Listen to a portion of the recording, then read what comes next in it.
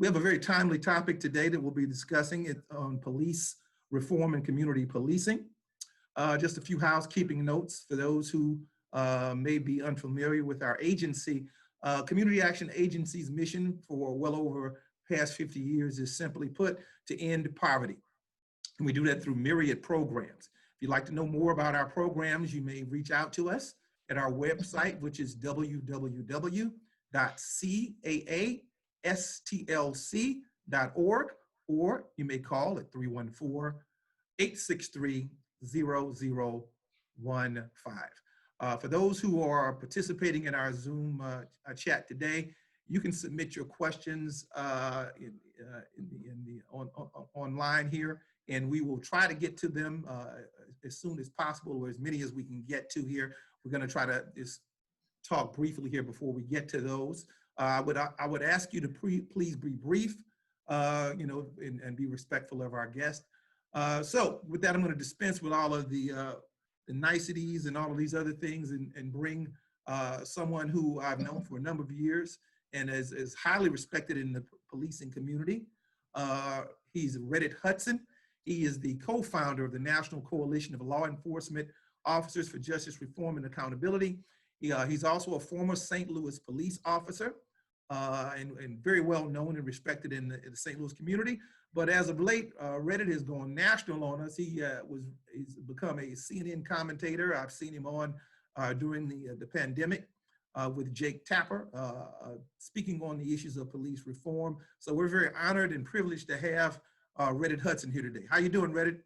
I'm fantastic, James. It's good to see you again, man. I know you've been in this work for a long time, man. We know so many brothers and sisters who've been about lifting our community for so many years, and the work continues.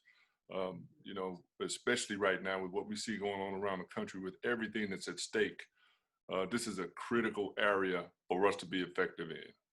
Yes, sir. Absolutely. That's why we have you here. And just so you know a little bit more, Community Action Agency has a re-entry program in which we do case management. We assist those who are returning citizens with employment opportunities and other resources to help them become vital, gainfully employed, and active within the community. So that's something that we're very proud of. So let's launch right into this, because we have a lot of things that I would like to cover today.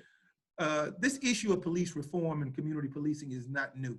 For those who are listening, who are not in the St. Louis area, this goes back for us to Ferguson with the Mike Brown killing, and recently and probably the most prominent, the George Floyd killing by a Minneapolis police officer, which has kind of put the Black Lives Matters movement on steroids in this country, in terms of protesting police brutality and crying for police reform. And we need look no further than Portland and Seattle, and we see that recently the president has introduced federal forces into the confrontation of protesters there. So having said all of that, today we're going to try to deal with not only education, which you hopefully will provide, but some solutions hopefully toward the end of this discussion. So first question, Redditt, would be, what's different about the climate that we find ourselves in now? I mentioned all of these other precursors to where we find ourselves. What's different about now as opposed to where we were several years ago? I think now what's different is that there's even more at stake. All of the issues that we're trying to address now have been in front of us for years, as you said, even predating Mike Brown, who just got, Darren Wilson. If you saw the announcement yesterday from Wesley Bell, Darren Wilson is not going to be charged. I was disappointed with that decision. I understand what the procedure was there and whatever evidence they saw, but I'm also aware of evidence that I believe, had it been presented to a jury, Darren Wilson could have been convicted on the facts. You know, when I was at the NAACP at the time of Mike Brown's death, we interviewed a couple of those witnesses, man. We took at least one witness, 2 federal investigators. And I'm telling you, man, but for the procedures that are already in place, the protections that already exist for police officers across the board, largely in place as a result of police unions who are, in many cases, absolutely opposed to Black life, But what they've been able to put in place in terms of protections and exemptions and the lack of transparency and all of these other things allow for someone like a Darren Wilson to procedurally escape accountability. What's different now, though, is you see an even broader and more intense movement internationally. And that started, I think, with the movement that emanated out of Ferguson. Those young people who were on the streets in Ferguson created the traction for the movement that you see now. This is just a continuation and an expansion and an intensifying of what you saw happen in Ferguson. And it is bringing all kinds of people out because there's so much more folded into this in terms of the stakes, in terms of what the country is going to look like going forward, that there's a real opportunity now if you can maintain the critical mass of people that you see right now, very diverse group, but centered around Black leadership and the Black lived experience, to address issues that have plagued us relative to policing communities for generations. Man, this is not new. We have been getting beat and suffered long-term at the hands of law enforcement for generations. And now we see that everyone is at the table to talk about how to remake our public safety response. That's a real discussion, man. And it's when they say, for example, when I say defund the police, I'm not talking about strip all your money away and do away with police altogether, although some people are calling for the abolition of police, period. I'm not there yet because I haven't been shown, I don't think, all of the resources and ways that we would replace a police service in a community. For example, if your neighbor got murdered or if, something like that kicked off, who responds to that? And whoever responds to that, don't they need to be trained and qualified to respond to that? And isn't that a police force? But let me ask you this. Let me stop you and put a pin in that for a second. You brought the subject up as one of several questions that I had for you. Okay. You brought up this issue of defund the police. Now, we tend, and I look at the media probably as much as I consume, probably as much as you do. Right. And it seems like people look at these issues through their own personal prism. And it usually breaks down in terms of their politics. So when you say defund the police, could we reasonably say that, that perhaps is a misnomer? That it's not so much. I say reallocate. I use the word reallocate monies. Okay. Defund is kind of a continuum of things, right? You can defund a little, you can defund a lot. I say reallocate some monies to communities, which folds into community policing when you describe the different agencies and support networks and resources that are needed to sustain community, to build community. Most of the calls I went on when I was in the police department, St. Louis City, North St. Louis 8th District, one of the most violent districts in the city, in one of the most violent cities in the country. Most of the calls I went on, we wound up doing referrals to other agencies to help solve whatever problem we had been called out on. Why not fund those agencies on the front end and to include education, healthcare, housing, all of these things that build and sustain community. When I heard the mission of your organization right there, to end poverty, short, sweet. If you end poverty, you end crime in large part. Crime is driven by poverty, man. We hear all of these discussions, and I'm sure some of the people on here listening, when, for example, we decry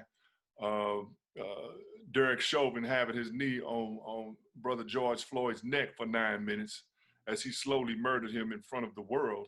And then you get a whole chorus of people talking about, well, what about black on black crime? What about that? Well, crime is crime, man. Crime is about proximity. Most white people who are killed in this country are killed by other white people. Most black people who are killed in this country are killed by other black people. We commit crimes against the people we are close to and able to commit crimes against. So crime is crime, man. And that's a key, and I'm not to cut you off. That's a key point. You mentioned that I heard the term black on black crime. We seldom hear the term white on white crime. No, you and never do. It's about proximity. That typically, statistically, that if a murder is going to be committed, it's going to be committed by someone of the same race. So blacks, if they're going to be murdered, by and large, they're going to be murdered by blacks. If whites are murdered, they're going to be murdered by whites. But that terminology it typically is not used. You also made a larger point about crime prevention being, elimination of poverty and being the precursor to eliminating crime. I always say that the best crime prevention program is a job. And And typically when people are gainfully employed and going to work, they tend not to be arrested. They tend not to be in trouble. I'll tell you, let me loop something back to that, because it comes back to this idea of reforming or how we're going to address restructuring our public safety response. That poverty piece, man, when you look at parts of North St. Louis, for example, the extreme desperate poverty, man, the joblessness, the hopelessness, and people piled into those circumstances, and you throw a bunch of guns off into that mix. And incidentally, where do those guns come from? Because we don't make them. We don't manufacture guns in North St. Louis. Where do they come from? But if you put those conditions anywhere, that's not unique to Black people. We're not a uniquely violent people, man. You put those conditions anywhere on the planet and you're gonna get what you're gonna get. You put that in St. Petersburg, Russia.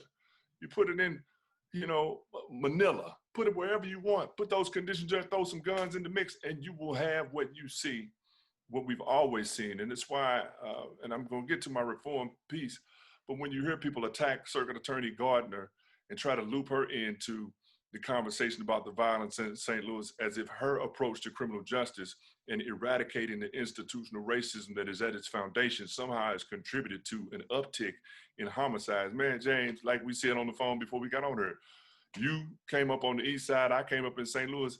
We've been seeing hundreds upon hundreds upon hundreds of murders every year since we were on tricycles, man. It has nothing to do with a new approach to criminal justice and trying to address the racism that defines the American criminal justice system. But the poverty piece, you put some of that money into communities and make them sustainable and alleviate some of that poverty, you're going to see crime go down. You don't see all those homicides in Clayton. You don't see all those homicides in Wildwood, Westwood, wherever the hell Wood, because they're living their lives. They're not struggling. They're not desperate. They're not wondering where their next meal is coming from. They don't have to get out on the streets and try to make do the best that they can. That's why this reform opportunity is something that we have to take serious. We have to keep pushing. We knew we were going to get pushback. You see it happening now around the country. That isn't just pushback against quote unquote demonstrators. Believe me, man, that is pushback against the idea that you people are going to change our system. That's what that pushback is. Let me ask you a question. Let me ask you a question, Redditt, not to break your flow here. Go ahead. But you are uniquely qualified to be here and address this topic. You, as I said in the introduction, you're a former St. Louis police officer. I remember when you did it, you wore that uniform proudly. You did an outstanding job as a police officer. You talked essentially and said in your own words that you were essentially a social worker in terms of some of the referrals that you made. So this is what I want to speak to. I'd be remiss if I didn't get to this subject with you here. Speak to this issue of the police culture in terms of, you went from being a police officer to being a watchdog more or less now and an advocate. Now, describe rogue police culture as opposed to those who were sworn to protect and serve, which you did admirably. When you wore the blue uniform. Speak to that, the disparity between the two. Right. Well, there's a genesis for police culture, man. Policing in this country started with slave patrols. You know that, right? Exactly. That's where police came from. They started out as groups of folks who had been dispatched to catch runaway slaves and maintain order around plantations and all of that. And what we see when you talk about rogue officers, man, let me give you a percentage, because a lot of times you will hear people say, or most status quo advocates say, well, it's just a few bad apples, or that's just 1% of the department, 99%. No, it's not. Keith Williams, if you remember K.L. Williams, he was a sergeant here in St. Louis some years ago. Yes, sir. He was a training officer. He's trained local officers municipally. He's trained federal officers. He wrote use of force policy for the St. Louis Department in the 90s. And what he says, I have a tendency to agree with, because it more realistically describes the numbers. He said, on any given day in a major city, you've got 15% of your officers who are going to do the right thing all the time, whether anybody's watching them or not, whether anybody's, taping them or not, they're going to do the right thing. You got 15% of your officers who are going to abuse their power at every opportunity, whether that's taking the drug money, putting evidence on you, writing a fake report, planting a gun, whatever it is, slapped your mama and whatever.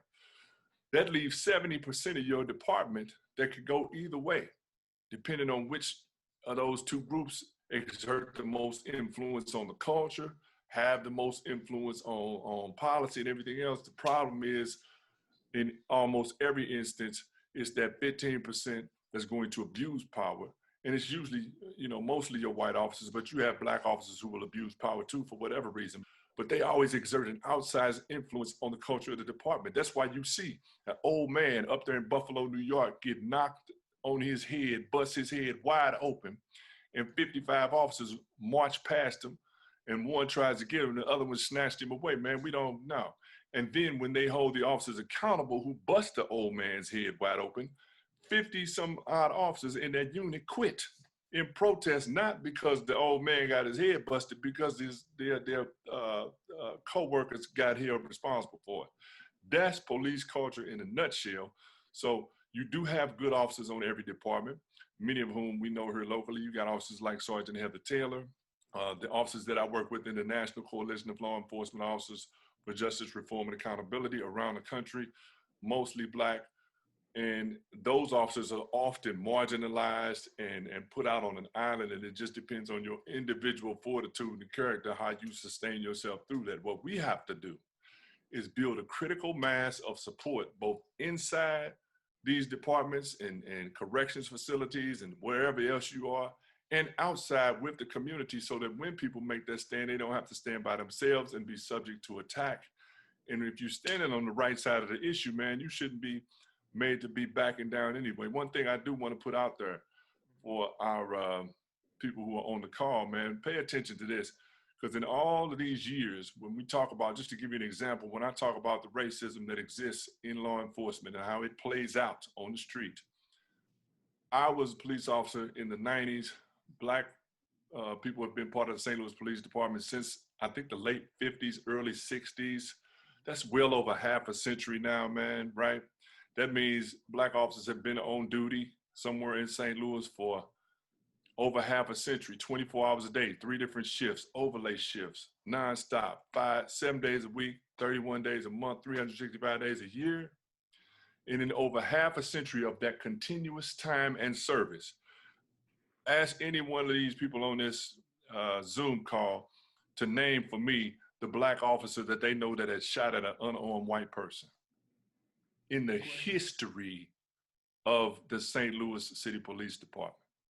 And I would say also, conversely, if we look at a George Floyd, who was, by all estimations, I think any reasonable person who saw that murder, saw him being a cooperative individual, yet we have Dylan Ruth, who was in a church, and they actually prayed for this man, and he annihilated that congregation and was apprehended without a shot being fired.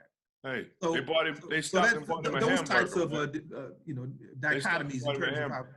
So we know when it comes back to reform, though, tinkering around the edges, you're going to hear people that go, let's do some training around implicit bias. Let's make sure we get the cameras. The key piece of reform, if we're going to move in that direction, and I'm all the way to defund or reallocate monies to restructure that relationship. But if you just want reform, it has to start and end with accountability. No amount of training is going to be effective if, when officers violate that training, they're not held accountable for it. When Daniel Pantalillo, or whatever his name was, murdered Eric Garner, he was using a chokehold that had been barred by policy by the New York City Police Department. He was violating his own policy to take that man's life, but he was not held accountable by the department. Ultimately, they were pressured into taking some action, but initially he was widely supported, especially when it came to the unions. The police union up there, Pat Lynch, strutting around with his chest out, chin up. Yeah, my officers did a good job here locally. Same thing, St. Louis Police Officers Association. They've never seen, for example, progressive Black leadership that they didn't oppose. And they've never seen a Black officer that they supported when they needed it. You think about Milton Green, shot on the street by fellow officers. You think about Luther Hall, beat so badly that he can't work again as a police officer here in St. Louis by his fellow officers, but the union at least the St. Louis Police Officers Association, has done nothing in support of those brothers. So we have to address that piece, and the country is poised to do that. It's not just about criminal justice reform at this point. Black Lives Matters are all over the country, and we are seeing policies and legislation that reflects that. We can't drop the ball, man. You can't get discouraged or talked down and you want some radical change. No, man, we want to be treated fairly within the system. Redditt, we have a question coming in, but before I get to this, the question that was just passed to me, I'd be remiss if I didn't touch on this particular topic. Missouri Governor Mike Parsons just signed a violent crime bill, SB 600. And for those who are oblivious to what that bill is about, perhaps you have been watching the news, and you correct me if I'm wrong on this. Essentially, the bill, in summation, it deals with no probation for certain violent offenses. It increases the punishment for the crime of carjacking. It increases the punishment for unlawful use of a firearm. And it alters the definition of what's termed a gang or street organization. And the reason I pose this question to you is because as an agency, we deal with the returning citizen population. Mm-hmm. One of the tasks, one of the challenges that we have with individuals who are returning to society after having been incarcerated is the challenge of getting a job.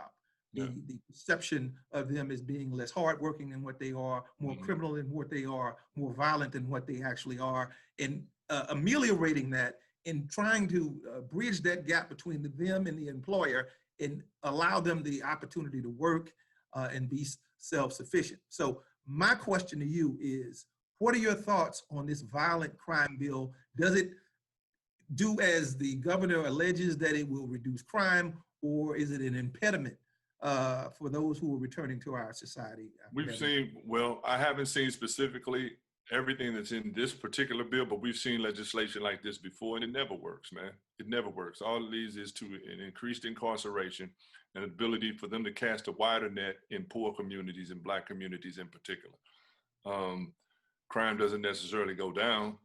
Victimization doesn't go down, and none of those things go down until you address the community structural issues that contribute to crime, that are based in poverty. You're treading water. One of the most troubling pieces of that legislation that I am aware of, though, is this idea of certifying young people as young as 12 years old.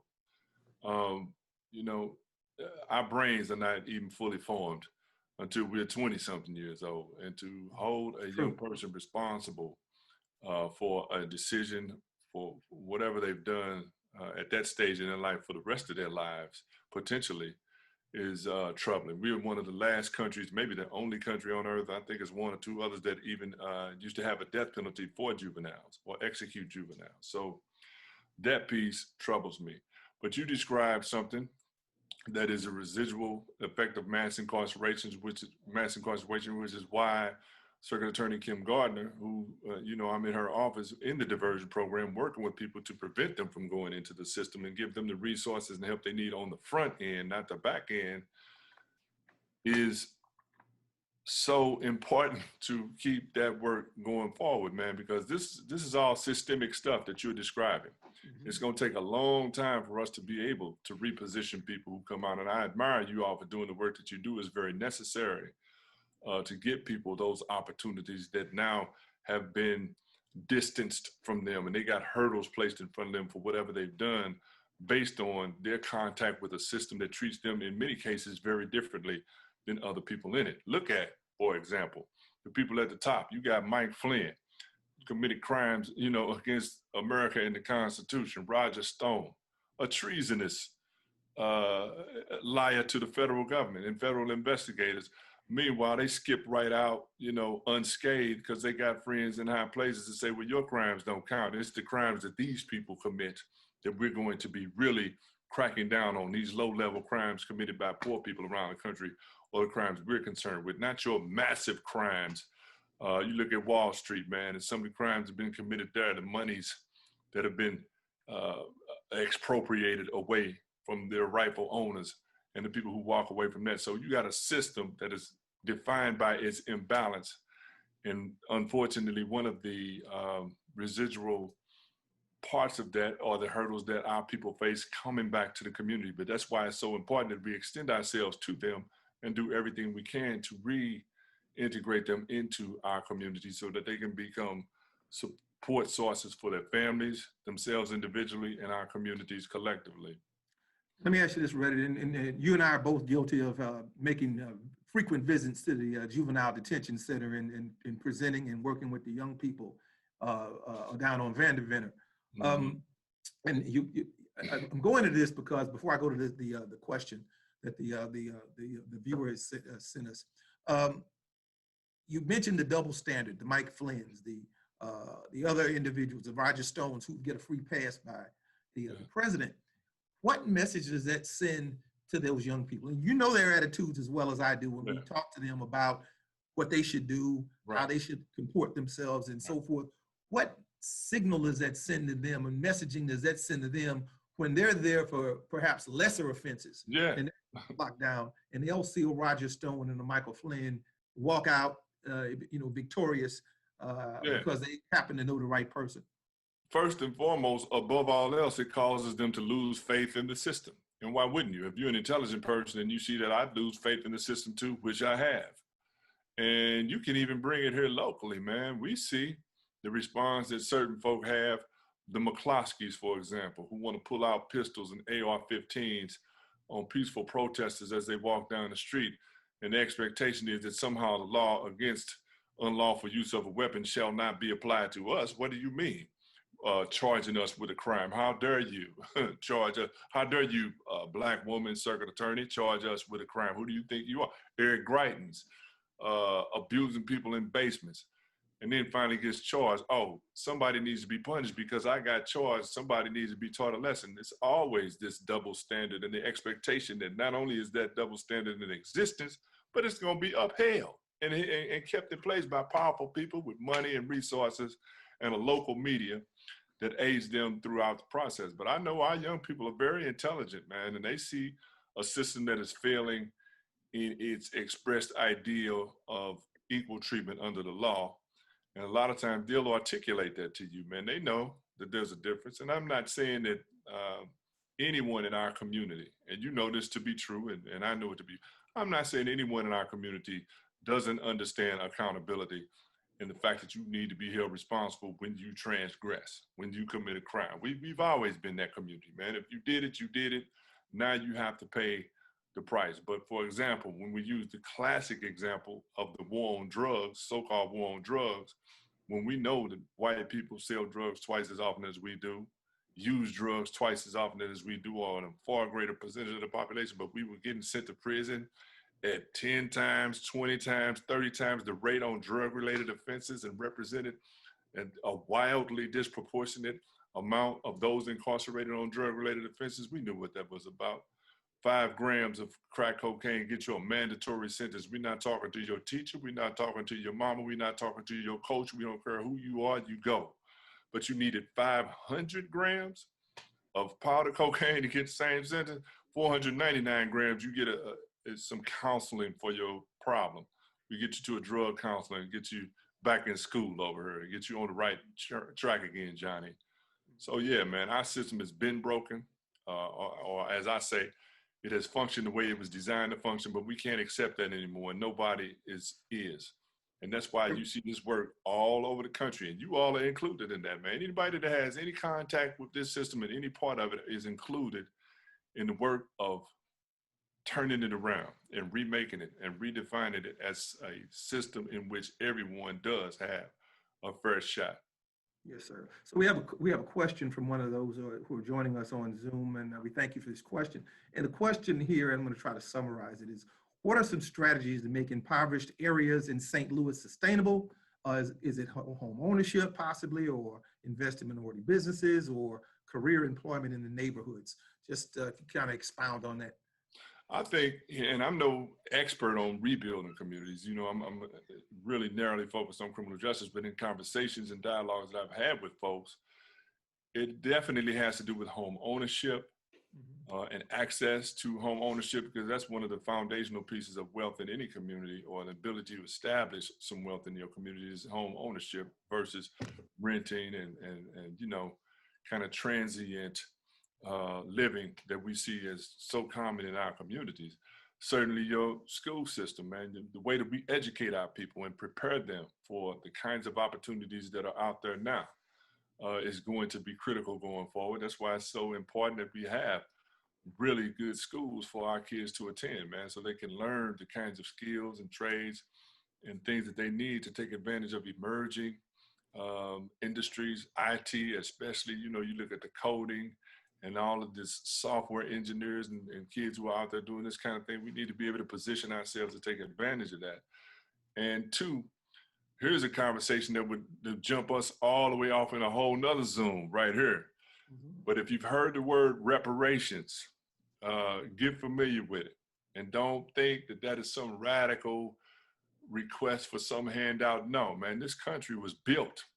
The wealth of the richest country in the history of mankind, the foundation of that wealth was our free labor at the start of this country and throughout its development. We have never received compensation for what we've contributed to the growth and expansion of the resources in this country and the wealth of this country. And it is time for that conversation to take place too.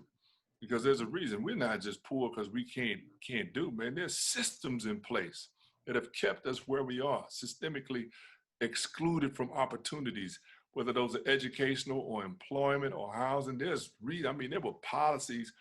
There's a book called, man, I wish I had it in front of me, The Broken Heart of America. You probably have seen it, James. It's in my house somewhere. I could go get it. But it describes the history of St. Louis and how the history of St. Louis is so connected to the history of the country in terms of very intentional, conscious decisions to position us where we are now. Mm-hmm. So those issues have to be addressed. So I think, you know, economically, that has to be the first part of the restoration of our communities, is whatever economic resources can be pumped into our communities have to be pumped into our communities. And part of that could be with defunding the police. Mm-hmm. or reallocating the monies from police to communities, to those spaces where they would do much more to sustain community and make it safer than having somebody respond after the fact to a crime that's already been committed. Exactly. So I'm going to ask you this, and this is a little bit more complex question. So this is one you are amply qualified to answer. So as a former policeman, having participated in that culture, what, if you were made the czar of police reform, what, if you had to put your finger on it, what exact reforms do you think are needed? And let me ask you this in alignment with that. Do you think that typically what happens when we're talking about this culture is you get a rogue police officer, they do something that they shouldn't do, and then they'll say, well, they're going to police sensitivity training. They're going to diversity training. Man. Does that even work when you're dealing with a culture like that? And if not, what reforms would you like to see enacted in order to bring this thing front and center and get it addressed in a way that we can kind of mitigate some of the problems that we have? Well, I can tell you back in the 90s, I remember doing a racial sensitivity training. It was in the context of racial profiling, because that was starting to emerge as a major issue, not just in Missouri and St. Louis, but around the country. So they hired a guy to come do some racial sensitivity training with us. I can't remember his name, man. He was an academic though. Okay. And they gave certain officers, if you'd expressed an interest in the subject and you wanted to be part of helping the department in that area, they would let you do a train the trainer with this instructor. In other words, you could kind of co-present the class with him so that you could learn the material and the presentation. And then once he was gone, you could continue to do the work with the department. So I was co-presenting with him. And I'm telling you, we had officers in that class who were picking up newspapers and just start reading it, you know, in the middle of his presentation, bro. And then maybe blurt out, you know, how long do we have to sit through this politically correct nonsense before we can get back to work? So no, I don't have a whole lot of faith in implicit bias training, racial sensitivity training with police officers, maybe in other settings, but specifically with police officers who are dominated and steeped in that white supremacist kind of ethos of we're going to do what we want to do and nobody's going to tell us we're not going to do it. My role as czar would be, first, accountability. If you have violated, you are going to receive the full extent of what that violation calls for. And if you've murdered somebody, you're going to prison. If you've brutally assaulted somebody, you can go to jail, you can go to prison. That accountability piece is the best training piece to me that's available. I've said it 100 times. Derek Chauvin murdered George Floyd. The best training that I can give to the rest of his Minneapolis police officers right now is for him to spend the rest of his life in prison. That will be excellent training for the rest of the Minneapolis police officers who remain in service today. You talk about some good training, bro. Watch behavior change. If consistently, not just as a one-off, but consistently, officers are held accountable. The other thing I would do in terms of remaking things is end the police union's ability to shape policy relative to discipline, relative to anything that has to do with other than your health benefits or your something employment related like that. But as far as their ability to shape, transparency and how many days you get before you have to come in and make a statement about the guy that you killed who was unarmed. No, man, all of that should be off the table. St. Louis should push away from the table, from the St. Louis Police Officers Association, as far as them being the collective bargaining agent in disciplinary matters. It's got to stop. So I would end those two things. That was two major changes I would make off the top. Accountability, you're going to be held responsible, and it's going to be public, and everybody's going to know you got held responsible.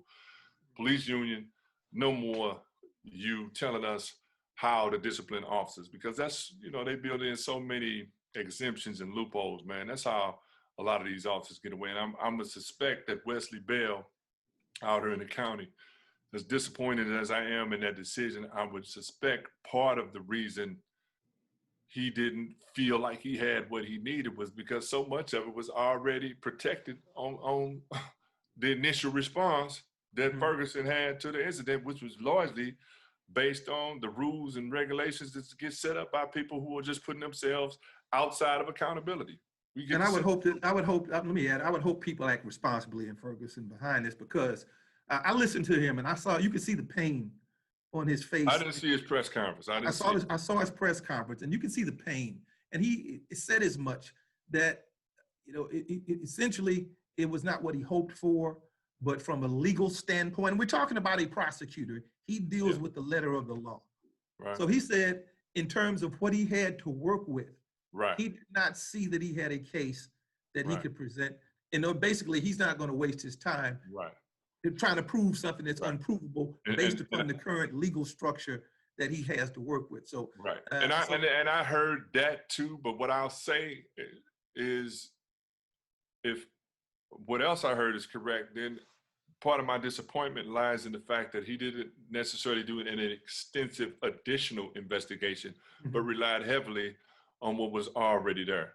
The Department of Justice came in, and what they did was pretty much, to my understanding, take the investigation that was done by Ferguson and other local investigators and just kind of rubber stamped it. And I don't think that went far enough. And he could have and probably should have taken an opportunity to really turn over every stone, because I'm telling you, man, we talked to a couple of those witnesses and they didn't know Mike Brown from Adam. And then one of them was an elderly woman, one of them was a middle-aged woman, and their accounts were very consistent with other eyewitness accounts at the scene that described Darren Wilson's shooting and unarmed and surrendering Mike Brown down in the street. And I just wish, even to me, and I'm not a prosecutor and I don't stand in Wesley's shoes, but the fact that you may or may not win the case, you can't go to every trial. I would hope that your litmus for going to trial in any case is not absolute victory guaranteed. Otherwise, I'm not taking this to trial. No, you gotta, it may be up in the air, but get all the evidence and present those facts to a jury, and you never know what you can put out there. And it's disappointing to me to see that Darren Wilson will never be tried on the facts for what I believe is a crime that he committed. Yes, sir. And, we know a lot of people believe that way or feel that way. So, I got a couple of questions here, and I'm going to cover them very, one of them, I think you can cover pretty fast here. This person, in summation, I'm gonna summarize your question, viewer. It says, in other words, they're looking at background challenged individuals being hired in law enforcement positions. And essentially they want to know is, should people who have had background challenges get the opportunity to work in law enforcement after rehabilitation? And my answer to that is yes. And I think it's a case by case. It depends on what the background is for. If you got, triple homicide in your background and a domestic dispute, then no, you can't be the police. But all of us have made mistakes, and I don't think any one of us would want to be defined by the worst decision we made or a mistake that we made for the rest of our lives. And, some of that reflects life experience. And I think, to me, one of the best things you can have as a police officer is some life experience. It's some life experience, man, the ability to relate to people and understand the role that you have in a given situation. I don't want, for example, some 20-year-old dude just out of the academy and you 20 years old responding to a domestic call with a couple that's been married for 30, 35 years. Right. Been married longer than you've been alive. Right. Do you know how much history? You don't really have a lot of experience with that. Do you know how much history? Do you have a sense as an adult of how much history is in that relationship, and that you can't just walk in the door and just bam, bam, here's what's going to happen, and this is what? No, man, no. Stop, listen, let's see what's going to, and it takes life experience to engage with people in circumstances like that. And it definitely takes life experience to make decisions, critical decisions about people's lives and futures, man. I remember going on a call, James, in I think I was in the 9th district at the time, but at any rate, man, it was called to the old halfway house. I don't even know if it's still over there on Washington. It used to be a halfway house over on Washington Avenue, east of Grand, I think, down on Washington. And the director had a staff member call us to the halfway house. The director was not there, but she had a staff member to call us to the halfway house to arrest a man, a brother, who was at the halfway house for violating his parole.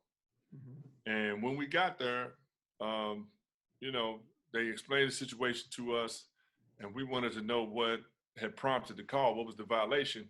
And I kid you not, the staff member told us what prompted this call was that he had returned to the halfway house 5 minutes after his assigned time to return to he was 5 minutes late. And for that, they called us over there to arrest him, which would have violated his parole and sent him back to prison. I refused, man.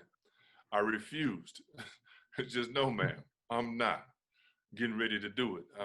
I'm just not getting ready to alter his life in this way, based on the fact that he caught probably 3 buses, and who else knows what, to try to get back to your place. And and this is what you feel comfortable. This is what you want to do. Now, the sad end to that story, though, is that I was overruled, because then they called a sergeant to the scene.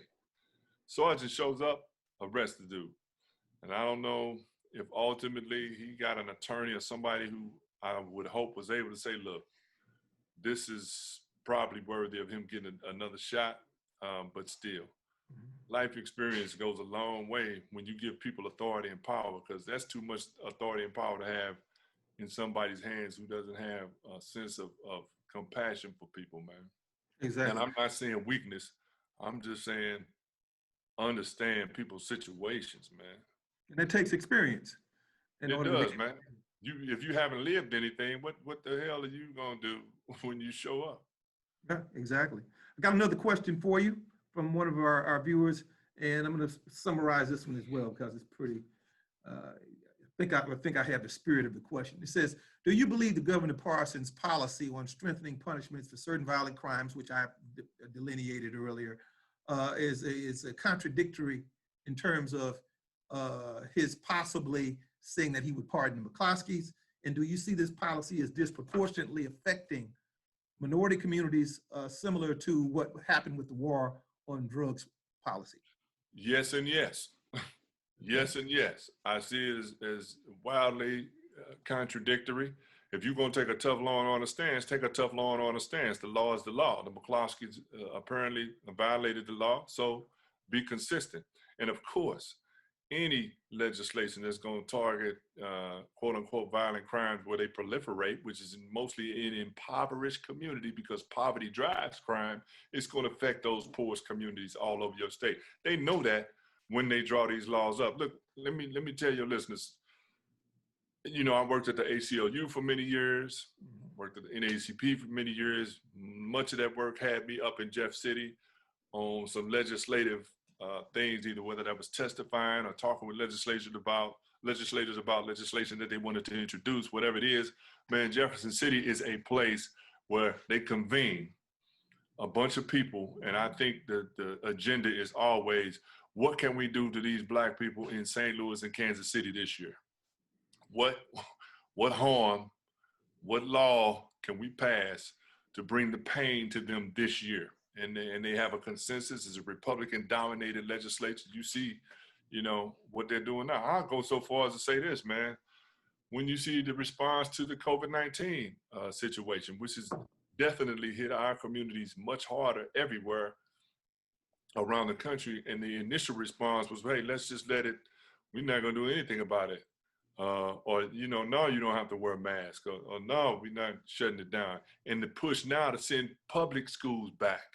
They are insisting that public schools open up. Why? When you know what this disease does. And I think the why is because in many cases, they perceive that as something that's going to injure Black and brown communities much more than any other communities, and they're comfortable with that. Yes, sir. Let me ask you this question.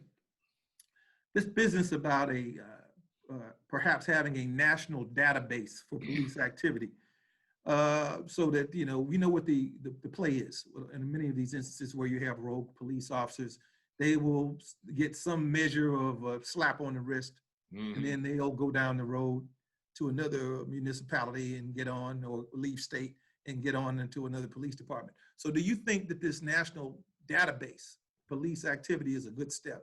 I do. That is one thing that I'm in agreement with. A national database that keeps track of officers that violate policy, law, or whatever the case may be, who are red flagged for excessive use of force, multiple occasions. All of that information needs to be available to everyone. But then you have to act on that information, because you got a lot of municipalities out here that will still accept. I think, what is the St. Anne Police Department has taken 2 or 3 St. Louis City officers in the last 4 or 5 years that got fired or released from St. Louis for just breaking the rules, or breaking somebody's head. And there's so many departments that are all too happy to pick these officers up and give them another shot, because what they do, they just jump from department to department. So with that database, again, has to come accountability. If you reach a certain point in this database where we see that you have been flagged these many times, you can't be the police anymore. You're taking your license, you won't have the ability to get it back, and you have to get out of this profession and find some other work, man. So, but I do think it's a good idea to have that national database. Let's get to some solutions. I promised early on that we would try to, you know, a lot of times with these kind of talks, which this has been great, we have a lot more heat than light. Yeah. And I'm going to have a couple of questions for you here and give you a chance to wrap it up. Your advice, having been an officer, having worked with young people, and being out here and engaged with especially our young Black and Hispanic men, young men. What is your advice? Best advice you could give them for engaging with police officers that they find themselves in an encounter with law enforcement? Yeah. What I would say is, on the street, do not be baited into a confrontation with the officer, man. Don't, if you feel like something is wrong, or that your rights are being violated and procedures being violated and you're being targeted, don't try to escalate that into a confrontation on the street, because it's going to be hard for you to win that. Even if you win, you lose. Let's just say you knock the officer out, you lose, right? You definitely lose, because you're going to be eventually arrested and charged with assault on an officer and all those things. So the first thing is, keep your cool, man, and try to take as many mental notes and get as many facts of that encounter as you can, so that later, when you get to your people, whether that's your attorney or your advocate or whoever it is, you can present that information in a space where it can be used to get you some justice, or to get some accountability from that officer, or to get you compensated or whatever it is. So on the street, for sure, I don't want to see anybody baited into a confrontation. And you got officers that will do that, man. I mean, they know to test I'm gonna test your manhood, especially don't be somewhere with your girlfriend or something, right? Or then they really can lay it on thick and talk to you crazy just to escalate you, because they know how you feel like you're going to need to respond. Pushing Don't go to buttons. that state. Right. And but do know your rights. Do know your rights. You don't have to submit to some voluntary search of your car if you're not under arrest. No, I don't want you searching my car. No, I don't want you looking in my bag or whatever that case may be. Now, having said that, again, depending on the situation, if you have an officer that clearly is not going to adhere to the law and what your rights are, and who is escalating because you are not cooperating, then that's a judgment call, man. I want you to come home alive more than anything else, because we see sometimes it doesn't take much for officers to exercise deadly force on us. So first thing is come home alive, and then we'll take it from there. You sounded, I was smiling earlier because we both know attorney Gerald Christmas. Oh yeah. And you were sounding like a Gerald Christmas don't say nothing. Law commercial. Don't say anything. Don't do it. Yeah. Which is good advice, but as right. well as a good commercial. But last question before I let you wrap up. So conversely, how, having been a former police officer, what would you advise police officers in terms of their interaction with young African-American males and Hispanic males in their interaction? I would say understand that you are in service to a community, man. You work for the people that you serve, and the people that you serve are all human beings with histories and families and lives and rights, more than anything, rights that are guaranteed by the Constitution that you have to recognize and acknowledge. So anytime that you're interacting with anybody and you have the authority of the state behind you, respect these people and respect their rights, and you'd be amazed at how far that goes towards building relationships in communities. Now, that starts before you get the call. That starts before you have to talk to somebody.